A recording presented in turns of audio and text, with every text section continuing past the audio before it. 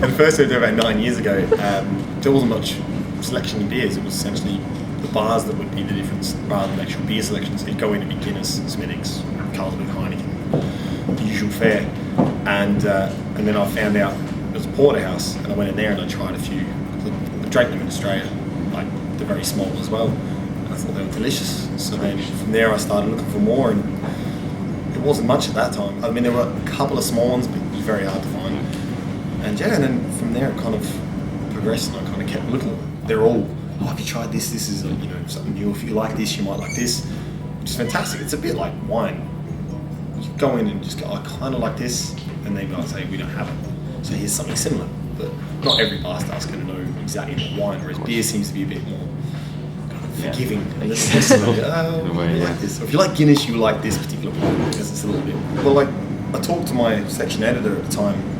He still is now. He's popped up, but I just said we should start writing about Irish beer and craft scene because it is getting quite popular. And there was a spare column in the Something for the Weekends, which is all about music and venues, and it's kind of supposed to be up to date with what's happening, and so they'd be fit to that perfectly.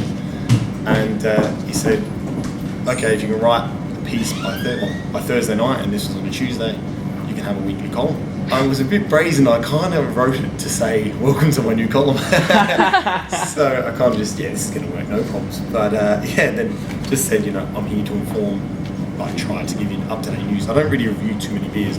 I do the old time. Okay. I prefer just to kind of push out details of what's happening. The easiest thing is just to talk to some of the brewers. They're very approachable. A lot of big companies will send PR, state press releases, have PR to deal with all their public relations. Unfortunately, the smaller guys are kind of slugging it out, so they don't have time, and a lot of time it's their family or friends doing even their office work, and they're trying to cover their invoices. So when you do meet them at the old time, they're really down to earth, and they love what they do, and it's just nice to try get that out to the public.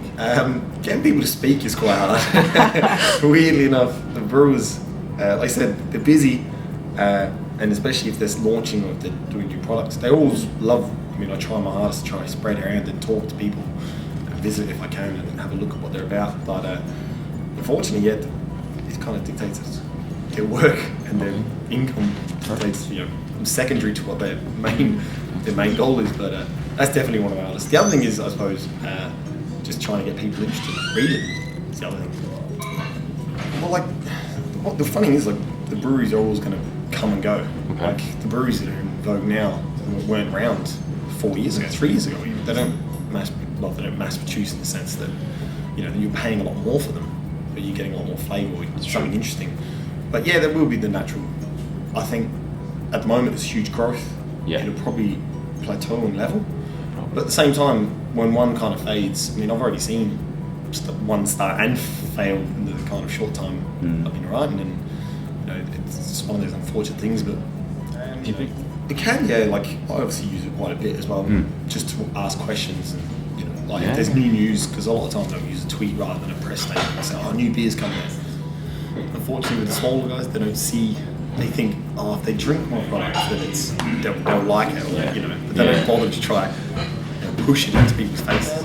A lot of them have started crowdfunding, which is quite cool, or I wouldn't suppose it's not crowdfunding as such, it's public business lending, where they can put out a business plan and they loan money on people, will give them an investment. It's like small people like just me, and it's quite cool because some of the stuff they're coming up with, they're looking and buying centrifuges and their own yeast plants. They're small scale, but it's really interesting because it's stuff they could never dream of doing.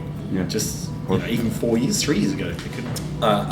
This year I can do this year. This year, this year's has been Rascals Wunderbar. It's been very good. It's a little bit strong, 6%. It's very tasty. Probably the opposite to that, as far as again, it's a pale ale, but it's Wicklow Wolf's Elevation. It's slightly more sessionable, very refreshing.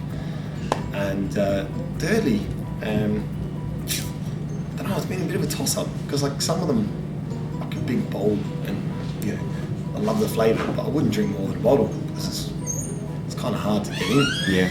So as far as maybe my day-to-day, I think most of 8 degree stuff. I think as long as they kind of let me keep the gig I'll keep going. Like, just kind of, like I said, hopefully I keep coming up with more content, and hopefully they keep brewing. So.